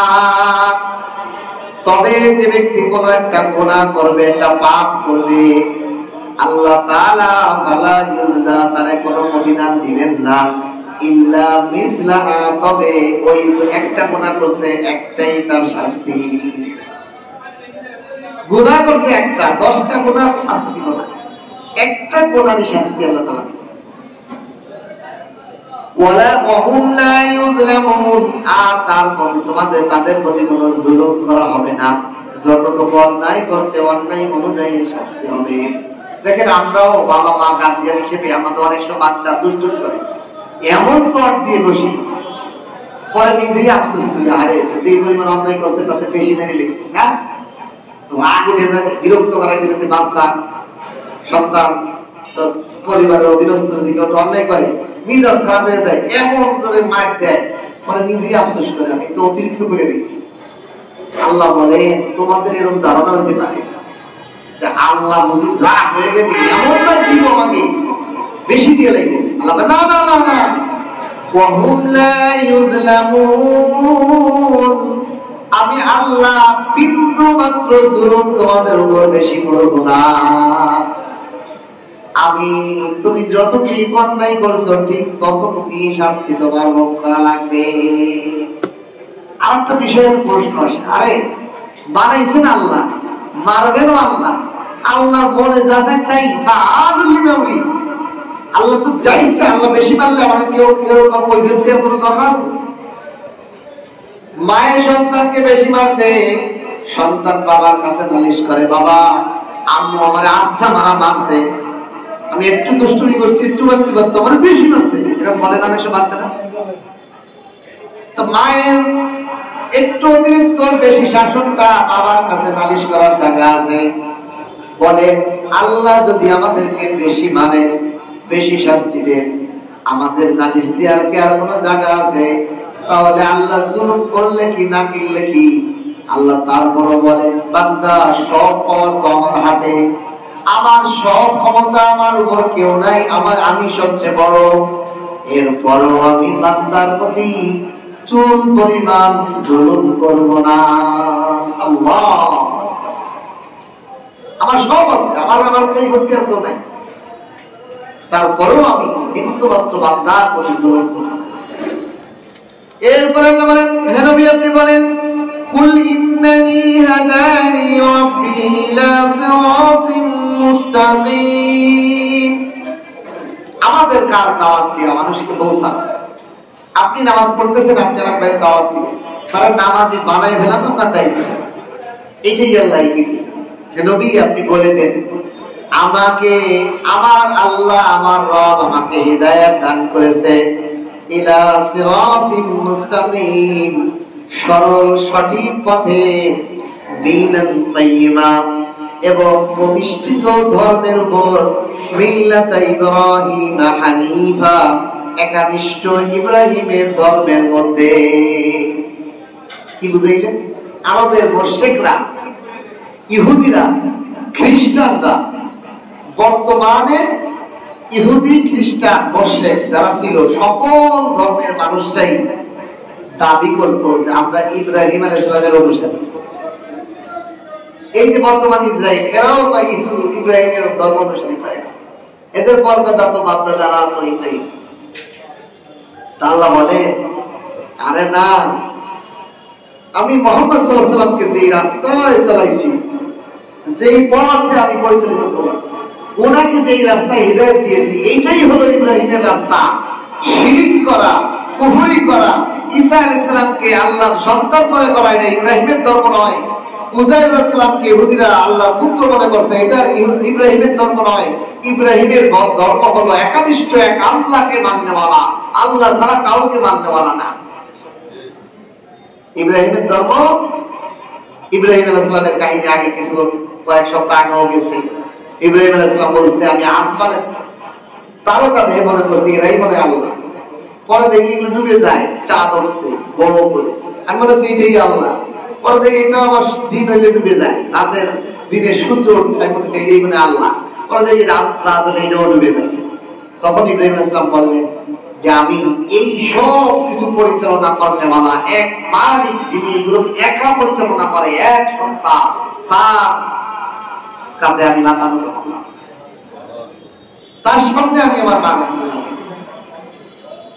ইন্নী ওয়াজ্জাহতু ওয়াজহিয়া লিল্লাযী ফাতারাস সামাওয়াতি ওয়াল আরদ, আসমান জমিন এগুলো পরিচালনা করনেওয়ালা এক আল্লাহর দিকেই আমি মনোনিবেশ করলাম, আমার মধ্যে কোনো শিরিক নেই। ইব্রাহিমের ধর্ম হলো শিরিক মুক্ত ধর্ম।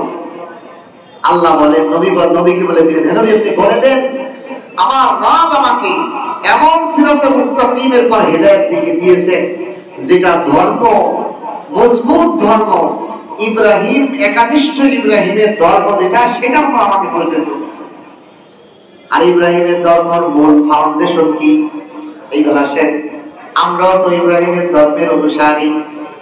দেখেন একটা ঘর যদি নির্মাণ করে, এর মূল কাঠামো কি? ফাউন্ডেশনটা, পিলার।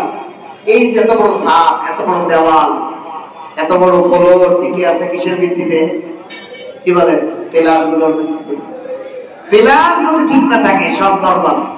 এখন আল্লাহ বলতেছেন, হে নবী ইব্রাহিমের ধর্মের মূল চার কথা। কয় কথা? চার কথা আপনি শুনিয়ে দেন সবাইকে। কুরবানির ঈদের সময় আর পড়া হয়, قل إن صلاتي ونسكي ومحياي ومماتي لله رب العالمين। হে নবী আপনি বলে দেন আমার নামাজ, আমার নামাজ কোনো ব্যবসার জন্য নয়, আমার নামাজ বিপদ থেকে উদ্ধার হওয়ার জন্য নয়, আমার নামাজ বরকত হওয়ার জন্য নয়, আমার নামাজ আমার বিভিন্ন লাভ, দুনিয়ার লাভ লোকসানের জন্য আমি নামাজ পড়ি না। আমার নামাজ আমার ইবাদত। নুসুকি শব্দের অর্থ কুরবানি আসে, হজ আসে, কিন্তু এখানে মুফাসসিরিন ইকরাম বলেন এখানে মূল হলো ইবাদত বন্দেগী। আমার নামাজ আমার যাবতীয় ইবাদত, আমার নামাজ আমার যাবতীয় ইবাদত। ওয়া মাহিয়ায়া আমার বেঁচে থাকা, আমার নিঃশ্বাস প্রশ্বাস, আমার বেঁচে থাকা মানে আমি বাইচে থাকলে দেখি, আমি বাইচে থাকলে শুনি, আমি বাইচে থাকলে নিঃশ্বাস নেই, আমি বাইচে থাকলে কথা বলি, আমি বাইচে থাকলে চিন্তা ফিকির করি, আমি বাইচে থাকলে ধরি, আমি বাইচে থাকলে হাঁটি। আমার যাবতীয় বেঁচে থাকার সব কিছু। ও মামা আমি যদি মরতে চাই, দুনিয়ার অনেক যুবকরা আছে তো, তোমার জন্য আমি মরতে পারি, বলে নাউজুবিল্লাহ। প্রেমিকাকে বলে তোমার জন্য আমি জীবন উৎসর্গ দিতে, নাউজুবিল্লাহ। এটা ইব্রাহিমের ধর্মের বাইরে চলে গেছে, ফাউন্ডেশনের বাইরে চলে গেছে। আপনার বিবি, আপনার বাচ্চা, আপনার বন্ধু, আপনার প্রেমিক, আপনার প্রেমিকা, কারোর জন্য আপনি এই কথা বলতে পারেন না তোমার জন্য আমার জীবন মরণ, তোমার জন্য জীবন উৎসর্গ করতে পারি না, না এটা হতে পারে না। আমার মরণ আল্লাহ রাব্বুল আলামিনের জন্য। এইজন্য আল্লাহ বলেন, হে নবী বলে দেন ইন্না সলাতি ওয়া নুসুকি ওয়া মাহইয়ায়া ওয়া মামাতি লিল্লাহি রাব্বিল আলামিন। বিশ্ব কায়নাতকে যিনি লালন পালন করেন, এই বিশ্ব কায়নাতের যত মাখলুক আছে, যত সৃষ্টি আছে, সকল জীব জানোয়ারকে যিনি পালনেওয়ালা, যার যে জিনিস প্রয়োজন দিয়ে নেওয়ালা, ওই রব্বুল আলামিন আল্লাহর জন্য আমার নামাজ, আমার ইবাদত, আমার জীবন, আমার মরণ সব তার জন্য।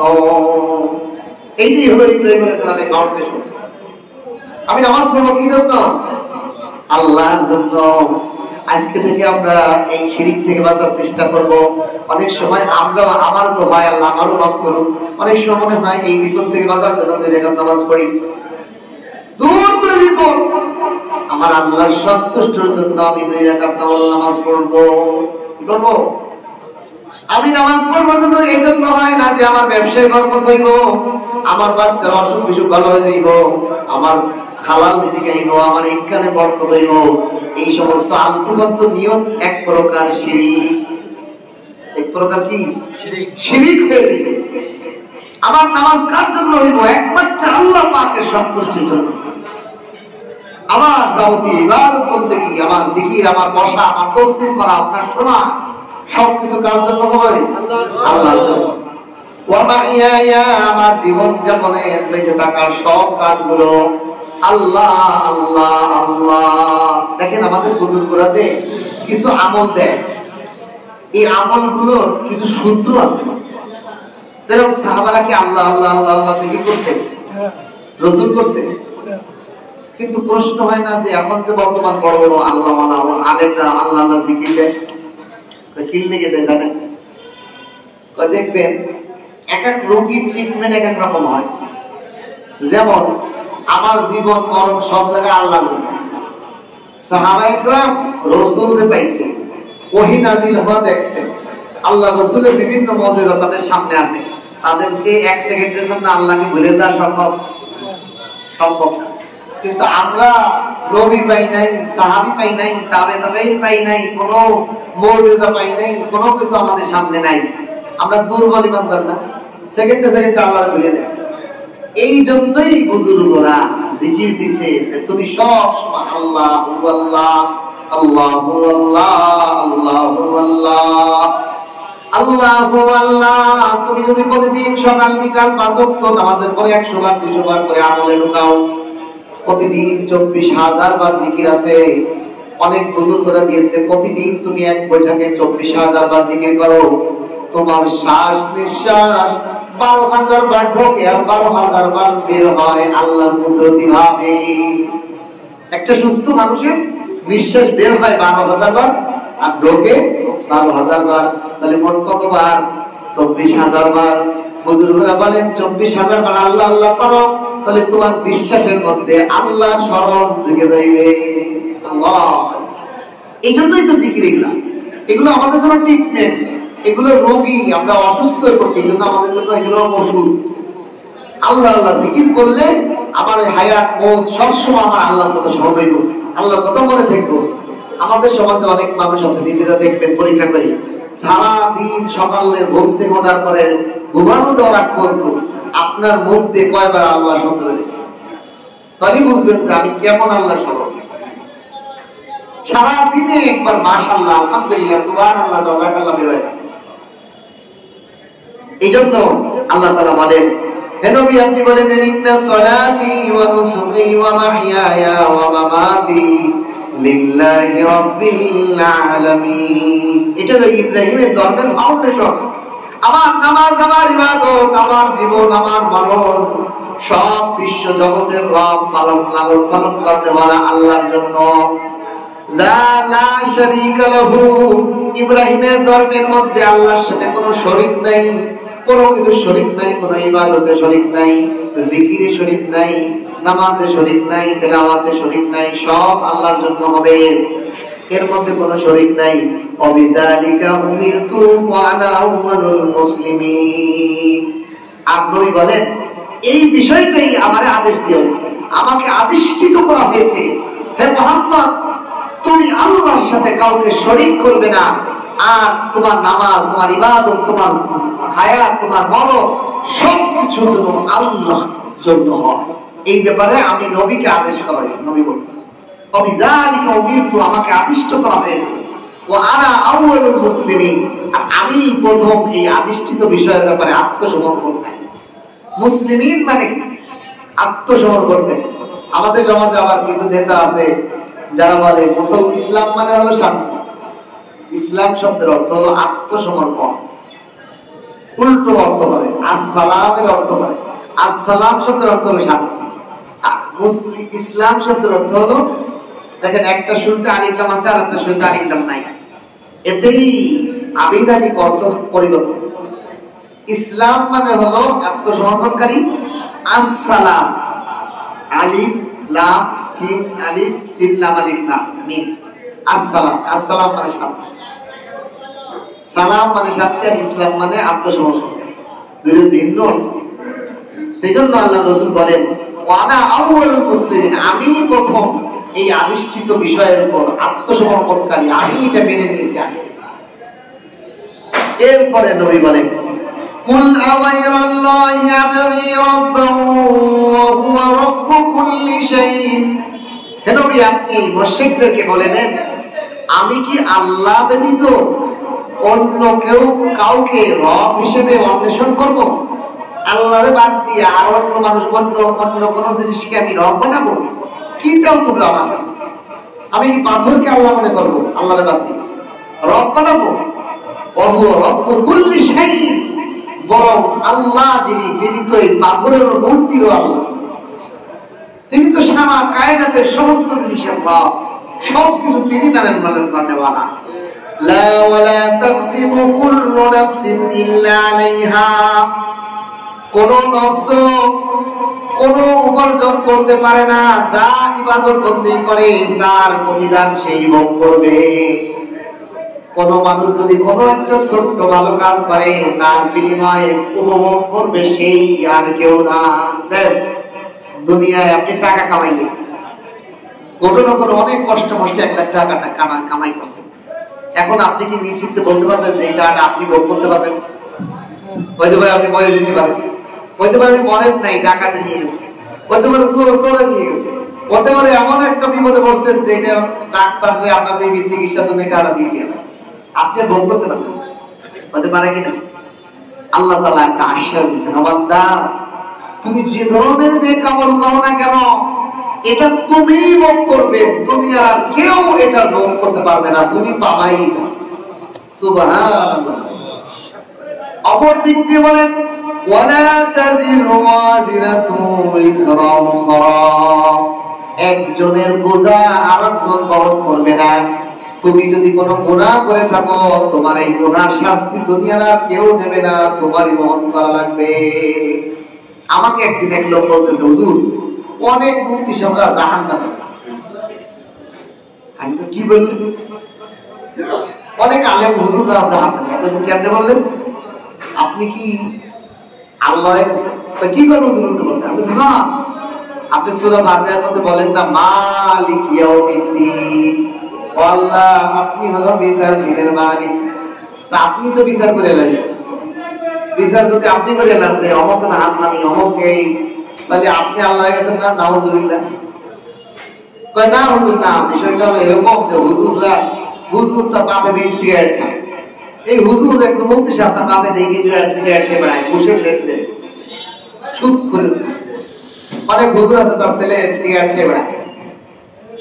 তাই বললাম কি, তাহলে আপনার কথা অনুযায়ী ইব্রাহিম আলাইহিস সালাম আর নূহ আলাইহিস সালাম জাহান্নামে গেছে, তো হুজুর কি করে?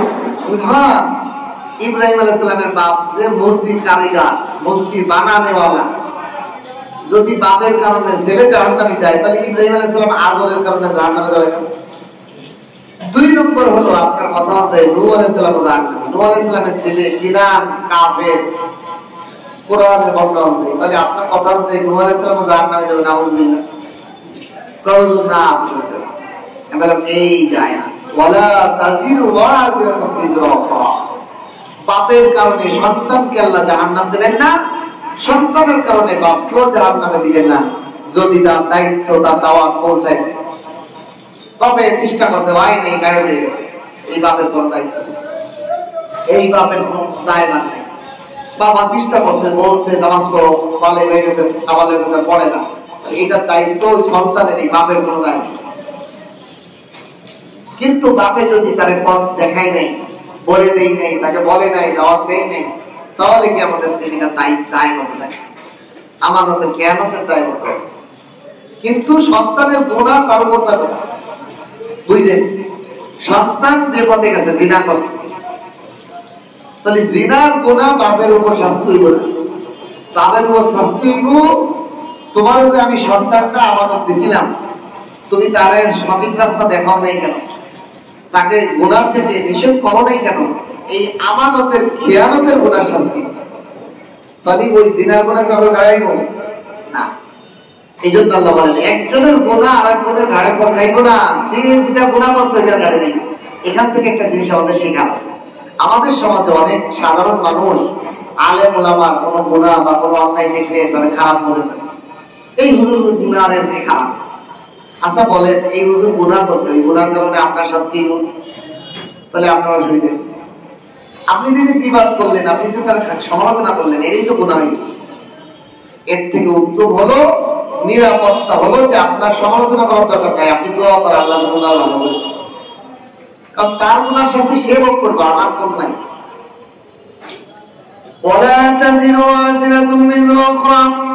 একজন অপরাধীর বোঝা আর একজন অন্য কোন ব্যক্তি বহন করবে না। এরপরে সকল মানুষকে আল্লাহ তোমাদের রবের সামনে উপস্থিত করা হবে, একত্রিত করা হবে।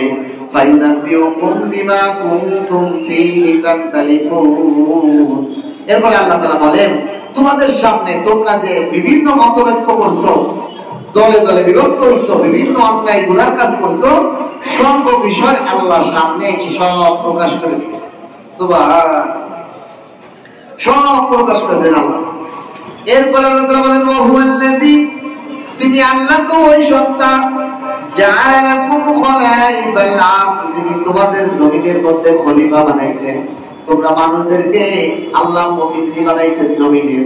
এই জমিন, এই ভূখণ্ডে, পৃথিবীর প্রতিনিধিত্ব একমাত্র মানুষের, এই জন্য সমস্ত প্রাণী মানুষের আয়ত্তে চলে।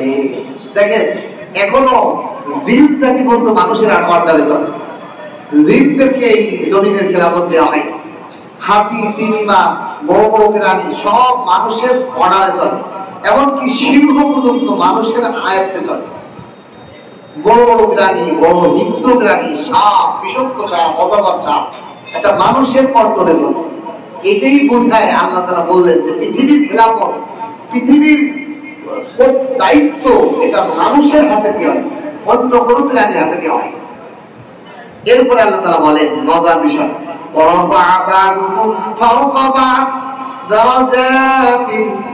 এই পৃথিবীর মানুষের মধ্যে আমি একটু মর্যাদার দিক দিয়ে কাউকে ধনী, কাউকে গরিব বানাইছি, কাউকে গরিব, কাউকে বিপদগ্রস্ত, কেউ কাউকে শান্তিময় করে দিয়েছি। কারো অসুস্থ আছে, কারো অসুখ নাই, কারো কালো কালো বানাইছি, কারো সাদা বানাইছি, কারো খাটো বানাইছি, কারো লম্বা বানাইছি, কারো সুস্বাস্থ্যবান বানাইছি, কারো কাবু বানাইছি, কারো রোগাইতে বানাইছি, কারো সুস্বাস্থ্য বডি বিল্ডার বানাই দিছি। এই সব মর্যাদা, এগুলো মর্যাদা বিষয়, এগুলো আল্লাহর ফজিলতের বিষয় না।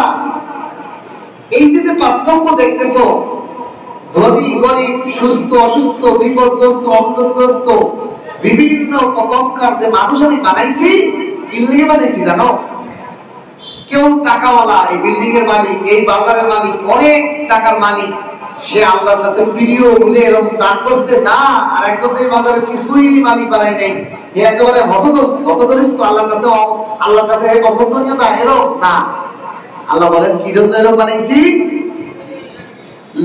লিয়াবলুয়াকুম ফীমা আতাকুম, তোমাদেরকে যে পথ দিয়েছি, যে মর্যাদা দিয়েছি, যে আকর্ষণ দিয়েছি, যে চেহারা দিয়েছি, যে এলেম দান করেছি, কারণ কথার কথা আমাকে আপনারা আল্লাহ কোরআনে এলেম দান করছে, আপনাদেরকে এরকম এলেম দান করে নাই। এই যে দান করেছে, একজনের টাকা দান করছে, একজনের দেই নাই, একজনের সুস্বাস্থ্য দান করছে, একজনের দেই নাই, একজনের অভাব দিয়েছে, একজনের সচ্ছলতা দিয়েছে। আল্লাহ বলেন এই সবগুলো মর্যাদার জন্য নয়, বরং আমি তোমাদেরকে পরীক্ষা করার জন্য। ফীমা আতাকুম, আমি যা তোমাদের দিয়েছি সেই ব্যাপারে তোমরা কতটুকু পাস করতে পারো। আল্লাহ, এখানে আমাদের একটা সান্ত্বনা হয়েছে। অনেক সময় মনে হয় না, হায় আমার আল্লাহ গরিব বানাইলো, আমার যদি টাকা দিত, আমার যদি কোটি কোটি টাকা দিত, আমি বিল্ডিংটা কিনে মসজিদ বানিয়ে দিতাম, এটা মনে হয় না? অনেক মুসল্লি কয়ে ফেলে আমার কাছে, হুজুর হুজুর দোয়া করলে আমার টাকা হইতো, আমি এই জন্য মসজিদ দান করতাম। আমি তো আল্লাহ আপনারা এই পরীক্ষা করাবে, করলে আপনি বিপদে পড়বেন। যদি এরকম একটা বিল্ডিং এর মালিক আপনি হইতেন, তখন আপনি মসজিদ আর হুজুরের সামনে বসার তৌফিক হইতো না, আর মাইন্ড হইতো না, ঠিক কিনা? দেখেন, যার কোটি কোটি টাকা সেই তফসিলে আসতে পারে। হুজুর এটা গরিব গরিব মানুষকে কি আলোচনা করে, গরিব গরিব জানে। আপনি টাকা দেখেন, আমরা যারা এটা আছি কেউ কি কোটিপতি, কেউ কোটিপতি না। এই কোরআনের মসজিদগুলো দেখবেন কোন কোটিপতি এসে বসতেন। পরীক্ষা, কঠিন পরীক্ষা বলে ওরা পরীক্ষায় হয়েছে, দেখ কোটি টাকা দিচ্ছে তুই বল। এখন আমরা যদি কেউ বলি যে আল্লাহ আমার কোটি টাকা দিলে আমি বসতাম, না পারতেন না। ওই কোটিটা বেজাইলে আপনি তফসিলে আসতেই পারতেন না, তফসিলে হয় এই সংবাদটাই জানতেন না, ঠিক কিনা? এখানে যে পুনে বাড়ি এই মসজিদে বাঁকাচুরা মসজিদের মধ্যে তফসিল হয় এটা জানতেনই না, জানেই না। অনেক আছে না অনেক কোটিপতি এলাকার ধনী বড় বাড়িওয়ালা কোটি টাকা পায়, এ জানেই না যে এটা কি হয়। আল্লাহ পাক বলেন আমি সব পরীক্ষা দিই। এই জন্য আমাদের যে শান্ত, আমাদেরকে কি পরীক্ষা করতেছে? ধৈর্য। ধৈর্য মুসিবত দিছি, টাকা নাই, পয়সা নাই, তোমার আশা আছে, তুমি ধৈর্য ধরো, ঘাবড়াইও না। যদি ধৈর্য ধরতে পারো পাশ হয়ে যাবা, বিনা হিসাবে জান্নাতে চলে যাবা। ধনীদের থেকে 500 বছর আগে তোমার হিসাব শেষ, যার টাকা নাই হিসাব নাই। আচ্ছা বলেন এই বাজারে ম্যাজিস্ট্রেট আসছে, একজনে 4-5টা লেবু নিয়ে বসে গেছে, আর একজনের বিশাল দোকান, 1000 রকমের মাল। বলেন ভয় কার বেশি? বাজারের মানুষ দিয়ে বুঝে, যার দেখবেন যে কলা নিয়ে বসে গেছে সে দোকান বন্ধ করে না, যার বড় বড় দোকান সারা রাতটাই নিয়ে বন্ধ করা সারা। কিনে কিনলে গিয়ে ম্যাজিস্ট্রেট আইছে, কোন হিসাব দেয়, কোনটায় ধরা খায়।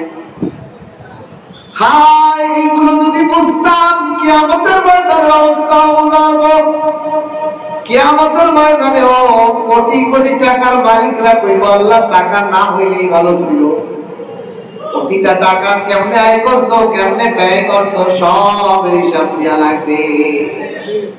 আর যার টাকা নাই, আজকে খাইছে শেষ, কহিনি ভূত, সে সুন্দর করে আগে যাইবে। ফেরেশতারা জিজ্ঞেস করবে না বাকিরে কিছুই নাই, কোন টাকা পয়সা তো কিন্তু ঠিকাছি নাই, আরো ঋণ হয়ে রয়েছে, দরিদ্র। এটা মজার কথা শুনে, ঋণ অনেক খারাপ, কিন্তু কিছু ঋণ আছে আল্লাহ পাক নিজে জিম্মাদারি নিয়েছেন ওই ঋণ দেয়। কোন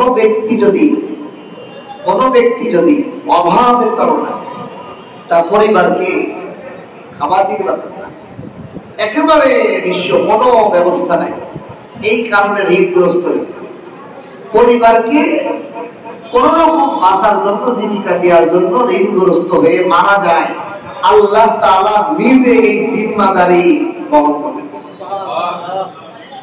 তাহলে সমস্ত ঋণ খারাপ, কিন্তু এই ঋণটা আছে। আবার আমাদের সমাজের ঋণ কিরকম? 100 কোটি টাকার মালিক 200 কোটি টাকা সরকারের কাছে ঋণ, এই ঋণে ছাড় নাই, ডবল মুগুর। আল্লাহ তাআলা এই জন্য বলেন ফিমা তাকুম, যা তোমাদেরকে দিয়েছি আমি আলেমকে আমাকে ইলম দান করছে, আমি ইলমের হক আদায় করার জন্য এই যে তাফসীর করতেছি। আমি যদি না জানাই, আমি মাসালা জানি, আমি মাসালি যদি মুসল্লিদেরকে না শিখাই, শুধু নামাজ পড়াই আমার কাজ শেষ, তা তো পাই বেতন পাই না, হবে সরকার কি আছে বকবক করা। এই 1 ঘন্টা বয়ান করলে বড় বড় কাম, হুজুররা মাহফিলে 1 ঘন্টা বয়ান করলে 50,000 1 লাখ টাকা পায়। আমরা তো কেউ কোনোদিন একটা হাতিও দেয় না, 100টাও দেয় না, কিনলে গিয়ে আমি এটা বয়ান করতাম। এই কথা বললে যদি আমি ফিরে যাই, আমার যে আল্লাহ ইলম দিয়েছে, এই ইলমের জবাব দিয়ে আছে কিনা? আল্লাহ পাকের পক্ষ থেকে ইলম দিয়েছেন, আমি তো আল্লাহ দেওয়া জিনিস আমি বিলিব না কেন? এটা কি টাকায় বিক্রি করা জিনিস? এই জন্য ইলম বিক্রি করা জিনিস না। আমার দায়িত্ব, আমাকে দিচ্ছে এটা বিলানোর জন্য। আমি মাসালা শিখছি, আমি কোরআন শিখছি, আমি কোরআন বোঝা শিখছি, আমার দায়িত্ব যারা বোঝে না তাদের কাছে সওয়াব। এই জন্য আল্লাহ বলেন ফিমা তাকুম, যাকে যা দেওয়া হয়েছে সেই জ্ঞান, সেই পক্কতাকে আল্লাহর জন্য পরীক্ষা মনে করে সেটাকে সতর্ক ব্যবহার করা। আল্লাহ আপনাকে সন্তান দিয়েছে, এই সন্তানকে আপনি কি শিক্ষা দিচ্ছেন? কোরআন ধরাচ্ছেন না এবিসিডি ক খ বিভিন্ন দুনিয়াবি শিক্ষা দিচ্ছেন? আল্লাহর কালাম না শিখাইলে কিয়ামতের দিনে আমানতের খেয়ানতের পরীক্ষায় ফেল। আপনার আল্লাহ বিবি দিয়েছে, বিবির পর্দায় রাখেন না, মার্কেটে ছেড়ে দেন, কিয়ামতের দিন ধরা আছে কিনা? সর্ব বিষয়ে আল্লাহ পরীক্ষা দিয়েছে। আল্লাহ বলছেন যা আমি তোমাদেরকে দিয়েছি সর্ব বিষয়ে তোমাদেরকে পরীক্ষা করতেছি। যারা অভাব দিছি, অভাবটাও তো মনে করো আমার পরীক্ষা চলতেছে, আমার পাস করতেই ভিন্ন, আমি অভাবে আছি। এই জন্য আমাদের অনেক বুজুর্গরা করতেন খাবার নাই, আল্লাহ খাবার নাই যেহেতু কইছে, বিবি কাছে তরকারি কিছু নাই, খাবার দাবার নাই, তো রোজা নিয়ে আল্লাহ যেহেতু খানা খাই যায়, আল্লাহ আমি ধৈর্য পরীক্ষা রোজাই নিয়ে গেলাম। এই যে রোজা আসতেছে, আমাদের একটা গুরুত্বপূর্ণ আমল, আশুরার একটা আমল হলো বুধবার। আশুরা দশম মহররমের 10 তারিখ একটা রোজা রাখা, পিছনের 1 বছরের গুনাহ আল্লাহ তাআলা মাফ করে। তবে এর সাথে আগে পরে, সেই জন্য আজকে কি যাচ্ছে সোমবার, কালকে মঙ্গলবার, তাহলে আজকে রাত্রে যারা পারি খেয়ে একটা রোজা রাখবে, আর তারপরের দিন আর, তাহলে মঙ্গলবার বুধবার 2টা রোজা হয়ে যাবে। অথবা আগামীকাল দিনে খেয়ে একটা রোজা রাখবেন, তারপরের দিন আর রাখবেন, মানে 2টা রাখতে হবে, বুধবারের সাথে মঙ্গলবার অথবা বুধবারের সাথে বৃহস্পতিবার রেখে রোজা রাখলে 1 বছরের পিছনের গুনাহ আল্লাহ মাফ করে। আল্লাহ আমাদের সকলকে আমল দান করুন। এরপরে আল্লাহ তাআলা বলেন ইন্না রাব্বাকা সারিউল ইকাব। এইবার শোনো, এই যে তোমাদেরকে পরীক্ষা করছি না, পরীক্ষা করে ফলাফল অনেক দেরি এরকম মনে করো না। ইন্না রাব্বাকা, তোমার রব, নিশ্চয়ই তোমার রব সারিউল ইকাব, দ্রুত শাস্তি দেওয়ালা। পরীক্ষায় পাশ না করলে শাস্তি শুরু হয়ে যাইব, দেরি হলো না। তবে আরেকটা সুসংবাদ শোনো, ওয়া ইন্নাহু লাগফুরুর রহিম। তুমি দুনিয়াতে যদি ক্ষমা চেয়ে নিতে পারো, আল্লাহ অত্যন্ত ক্ষমাশীল এবং দয়ালু। আল্লাহর কাছে বলো, আল্লাহ বিপদ দিয়েছিলেন, ধৈর্য ধরতে পারি নাই, মাফ করে দেন। আল্লাহ অর্থ দিয়েছিলেন, দান করতে পারি নাই, ভুল করে লেছি।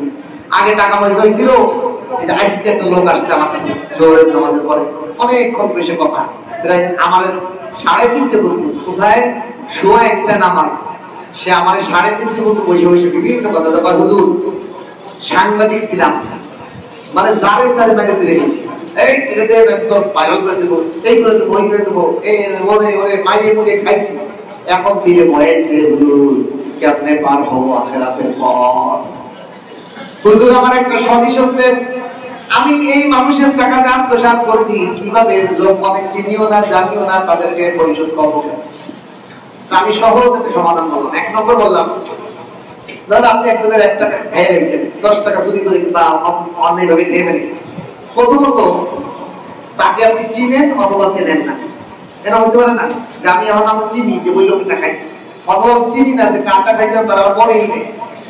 তো যদি চেনেন তাহলে 2 অবস্থা, চিনলে 2 অবস্থা, 2 অবস্থা। হয় তাকে লজ্জা শরম পাইতে যে বইলে ভাই আপনারটা খাইছিলাম নেন টাকা দিয়ে দিতে পারেন, অথবা লজ্জা লাগে এমন একটা ব্যক্তি, তাহলে বলবো আমি একজন হুজুর, আমি মুসলিম টাকা খাইছি, আমি যদি বলি তার দিলের মধ্যে আমার প্রতি নফরত হয়ে যাবে, হুজুর এরকম বাটপা, আমার কাছে খারাপ ধারণা হইব, লজ্জা লাগতেছে তারা বলতে। তাহলে কি করবে, লজ্জা লাগলে দেখেন ইসলাম কত সহজ, তারে হয়তো তার বিকাশ নাম্বারে দিয়ে দেন টাকা, অথবা তার কাছে একটা বক্স গিফট পাঠান, লিখে দেন তার মধ্যে চিঠি, এটা তোমার টাকা, তুমি পাবা, কি আমার জানার দরকার নেই, তুমি পাবা, এই তোমার মতো টাকা, অথবা তার পকেট ঢুকে দেন, তাহলে হয়ে গেল না। আর যদি আপনি সরাসরি পারেন সরাসরি দিয়ে দেন। এখন আপনি জেনেনি না যে কার টাকা খাইছে, কার টাকা যে নষ্ট করছে সেই লোকের পরিচয় ঠিকানা আপনার জানাই নেই, তাহলে কি করবেন, ওই লোকের নামে দান করে দেবেন।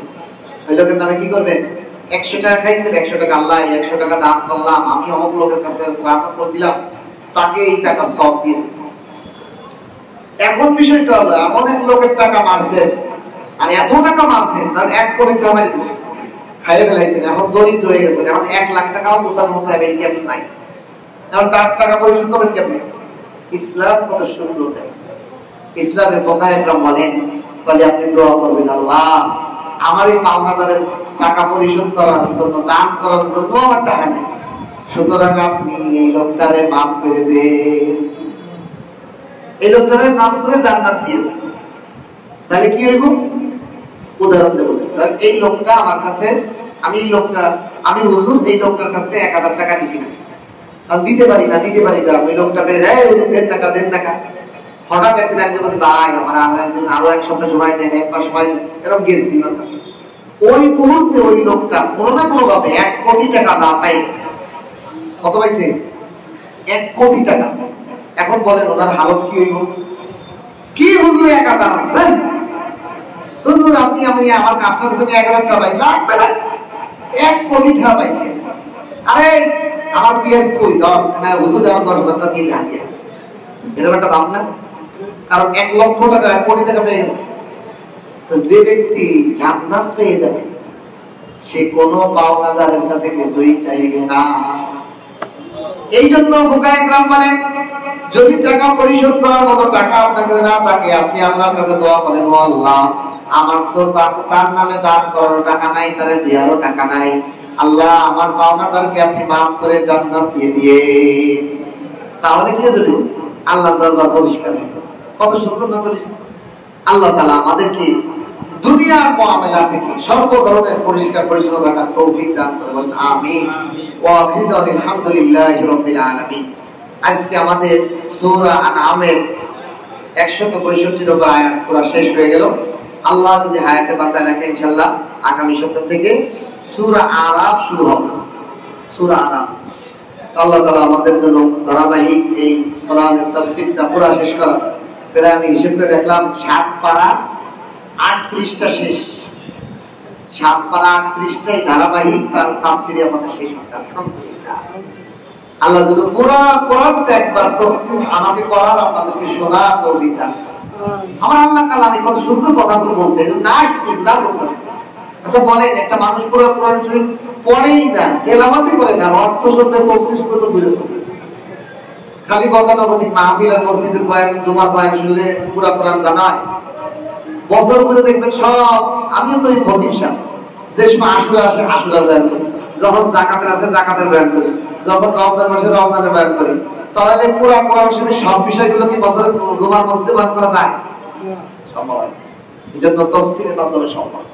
আল্লাহ তাআলা আমাদের সকল কাজগুলোকে আল্লাহর জন্য কবুল করেন, বলেন আমিন।